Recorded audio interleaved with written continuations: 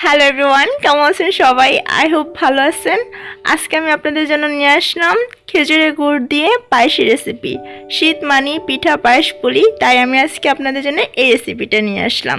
আমি খুব সহজভাবে রেসিপিটা দেখিয়ে দিয়েছি, পাশাপাশি কিছু টিপসও দিয়ে দিয়েছি। তো গাইস, দেখিয়ে দিচ্ছি। তার আগে আমার ছোট্ট একটা রিকোয়েস্ট, যদি রেসিপিটা ভালো লাগে অবশ্যই চ্যানেলটা সাবস্ক্রাইব করবেন। আর আমার এই চ্যানেলে অনেক রকম নাস্তা রেসিপি প্লাস কিছু হোমমেড টিপস আছে যা কিনা বাচ্চাদের জন্য খুবই উপকারী। তো গাইস, কী কী উপকরণ নিয়ে নিয়েছি প্রথমে দেখিয়ে দিই। আমি প্রায় হাফ কাপের মতো নারকেল কোড়ানো নিয়ে নিয়েছি। তারপর 1 কাপ খেজুর গুড় নিয়েছি। 100 গ্রাম পোলার চাল নিয়ে নিয়েছি, মেজারমেন্ট কাপে 1/3 কাপের চেয়ে একটু বেশি। তারপর নিয়ে নিয়েছি বাদাম কুচি, কিশমিশ আর 4টা এলাচ। এখন আমি চালগুলোকে একটা বাটিতে নিয়ে নিব। তারপর পানির মধ্যে দিয়ে 10 মিনিট ভিজিয়ে রাখবো। আমি এগুলা কালো জিরা চাল নিয়েছি।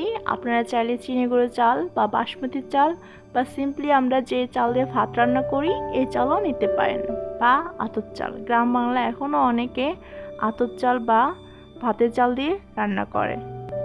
এখন আমি একটা প্যানে 1 কেজির মতো গরুর দুধ নিয়ে নিব। আপনারা চাইলে বাজারে কেনা ফুল ক্রিমও নিতে পারেন। আর কেউ যদি গরুর দুধ দিতে চান তাহলে যতটুকু গরুর দুধ দিবেন তার দ্বিগুণ পানি মিক্সড করবেন, তাহলেই হয়ে যাবে। সাথে দিয়ে দিব আস্ত এলাচ। অনেকে এলাচ ফাটিয়ে দেয়, তাহলে কিন্তু এলাচের ভিতরে যে বিচিগুলো এগুলো বের হয়ে যায়, দেন পায়েসে খাওয়ার সময় কিন্তু খুব বাজে লাগে। আর অবশ্যই এরকম নাড়তে হবে, না হয় দুধ নিচে দিয়ে লেগে যাবে আর উপরে সর বসে যাবে। দুধ দিয়ে আপনারা যেরকম রেসিপি করেন না কি জন্য, কিন্তু দুধটা এরকম বারবার নাড়তে হবে, তাহলে রেসিপিটা পারফেক্টলি হবে। আমি এরকম 3-4টা বলক চলে আসলে ভিজে রাখা চালগুলা অ্যাড করে দেব। এখন বারবার নাড়তে হবে, না হয় চালগুলোর নিচে তলা পেকে যাবে। এভাবে আমি লো মিডিয়াম আঁচে বারবার নাড়তে থাকবো, যাতে চালগুলো প্রায় 90 কি 95% সেদ্ধ হয়ে আসে। আমি প্রায় 10 মিনিটের মতো জাল দিয়েছি। দেখুন, দেখলেই বুঝতে পারবেন কীরকম সিদ্ধ হয়েছে। আমি হাত দিয়ে চেপে দেখেছি। এখন আমি চুলাটা অফ করে দেব। অনেকে বলেন যে দুধের মধ্যে যখন খেজুরের গুড়টা অ্যাড করা হয় সাথে সাথে দুধটা ফেটে যায়। সেই কারণে আমি চুলাটা অফ করে 2-3 মিনিটের মতো ঠান্ডা করে রেখে দিয়েছি। এখন সাথে দিয়ে দিব খেজুরের গুড়টা। আমি কিন্তু এখনও চুলা অন করি নাই। এখন আমি এগুলা নেড়েচেড়ে ভালো করে মিক্সড করে নেব। যখন ভালো হয়ে মিক্সড হয়ে আসবে তখন আমি চুলাটা আবার অন করে দেব।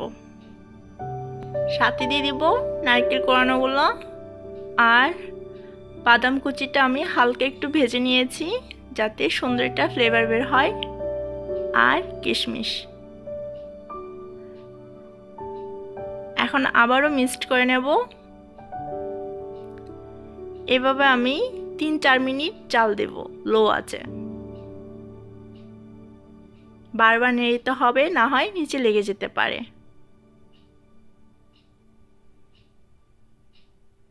দেখুন কালারটা কতটা সুন্দর হয়েছে। হয়ে আসছে খেজুরের গুড় দিয়ে পায়েস। এখন আমি সাথে সাথে একটা সার্ভিসিং ডিশে দিয়ে দিব, না হয় পায়েসটা অনেক বেশি ঘন হয়ে যাবে। তো গাইস, যদি ভালো লেগে থাকে অবশ্যই চ্যানেলটা সাবস্ক্রাইব করবেন। ভালো থাকবেন সবাই।